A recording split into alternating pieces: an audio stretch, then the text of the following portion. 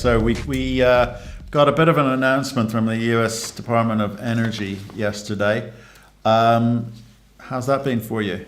Well, it was a wild day, that's for sure. There was a lot of shares that transacted, I think, across the globe. You know, it's not very often that you're in a sector that can be pushed around by things like a report from the U.S. government. But look at the interest that, it kind of, and how it played out in the last 2 days, everywhere in the uranium space in the world. So, I'm kind of proud that at least some of our involvement, may have, kind of created some interest in the space. Well, it's certainly done that. I mean, since the moment you submitted the Section 232 petition through to now, I guess the uranium space has been holding its breath, unfortunately, almost figuratively, and literally in some cases holding its breath, trying to work out what was going to happen. And that finished the end of in the middle of last year. The Nuclear Fuel Working Group then put its heads together to try and come up with the recommendation that it did yesterday. So this discussion document and recommendation was talking about how to restore America's competitiveness in the nuclear fuel, and I think nuclear fuel advantage they use, but the competitiveness globally. It was a very bold document in terms of the macro, but was it what you were expecting? Well, look, we're pleased with the document, Matt, and it's probably the boldest position the U.S. government's taken on the front end of the nuclear fuel cycle in decades. Okay, it doesn't have a lot of details in it, but I think you got to go back to the fact that it is a policy document. Okay, there's still things that have to be filled in here, but there was some very strong language about the importance of the whole nuclear fuel cycle, including uranium mining and how uranium mining had to be supported, needed assistance. So look, as I said, we're pleased with the document. Would we all like more details? Yes, we would. But, we're proud that we had a significant role in getting the United States government to take a policy position that had been taken for decades. So, we're happy with the document, but we're awaiting more details. Okay, I know you've just come off of a call with shareholders and people listening in this afternoon. What were the kinds of questions that you were fielding? Were people concerned that this document has done nothing for you? There's no clarity about what it means for energy fuels. What were they concerned about? Yeah, look, I think that initially some that reviewed the report thought it didn't have a lot of detail in it, and they were disappointed with that.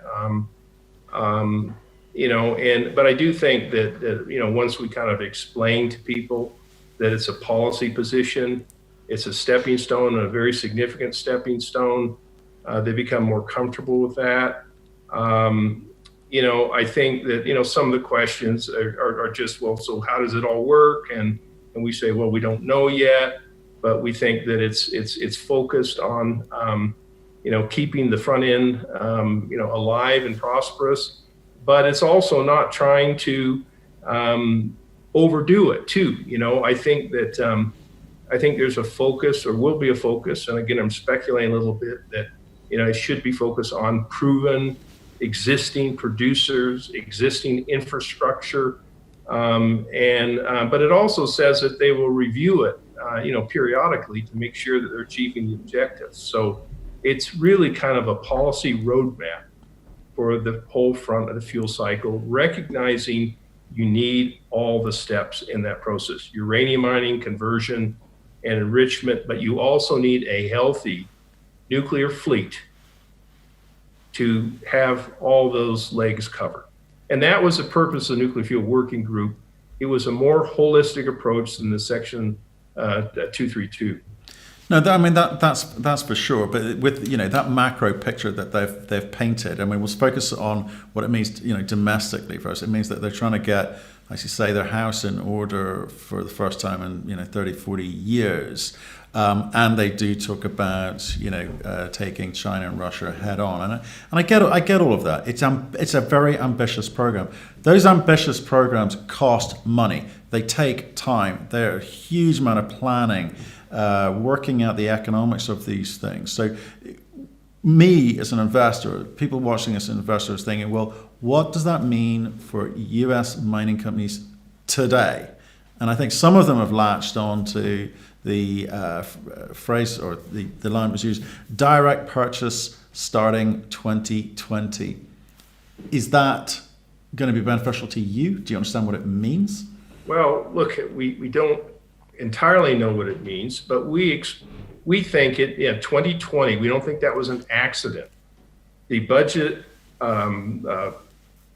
package that was submitted by the president for the 10-year program was starting in 2021. So we're asking and still advocating for immediate action, perhaps through some executive process, that may be available to the president. And in our case, and probably in UR Energy's case, matter of fact, I know in their case, our two companies have inventory. And we would like to be able to sell that inventory at a premium price this year in 2020. We think that's the best way to stimulate those, particularly existing producers, because we've held that inventory because it didn't have fair value in the marketplace, and that could give us a huge boost in the near term. So we hope for purchases as a first step, but we'll see. We don't know. It also refers to at least 2 U.S. producers. I mean, you are Energy and yourself are the petitioners. Do you think they are referring to you specifically, or was that just a throwaway phrase? Could be anyone. Look, I don't think it's specific to the two companies. It says at least 2, could be more than that. But I do think that, when you look at the nuclear fuel stockpile and the demand that would have, I don't believe it's been meant to be split 8 or 10 ways for 8 or 10 producers. I think it needs to be fairly selective, focused on a few producers. I think that, it certainly should be focused on, some ISR production, but I also think it should be focused on White Mesa as the only conventional mill in the United States, and the fact that not only is it the only conventional mill, it's the only primary vanadium production facility, and that the other benefits that project has now or potentially could have in the future. Okay, so when you talked just a moment ago about premium, you're talking about a premium to today's price, presumably. If you're looking for a number, what number are you picking? Well, look, at the spot price is up to about $33 today, I believe, which is certainly much improved from the $24, $25, but it's still not high enough to provide for sustainable production. We have always said and continue to say that the fair price of a pound of uranium produced in the Western world is $60 a pound or greater. That's a sustainable price for proven low-cost producers. Many companies cannot produce uranium for that in the world. Matter of fact, a lot of them cannot produce uranium for that in a sustainable way. So look, we think it should have a 6 handle on it plus. We think 65 is sort of the real number. We can produce uranium for less than that. Some of our projects, like the Canyon Mine, can be much, much lower than that. But we've had these assets for a number of years, and we don't want to high grade them and not get the margin that we deserve on these assets and the money that's been spent on those assets over the course of many, many years. So, even companies like Cameco, they don't talk up with 4 handles on a lot of their production. They might sign some contracts in the 40s if they can trade into them. So, yeah, we need sustainable Western world costs and values on the inventory. Okay, so if you are to get that, you need to be part of a dialogue, part of a process where there's some form of negotiations, an explanation as to why you need the price that you want. Are conversations like that already in the works? Because I'm looking at this policy document. I think it's a great phrase that you used earlier. It's a policy document.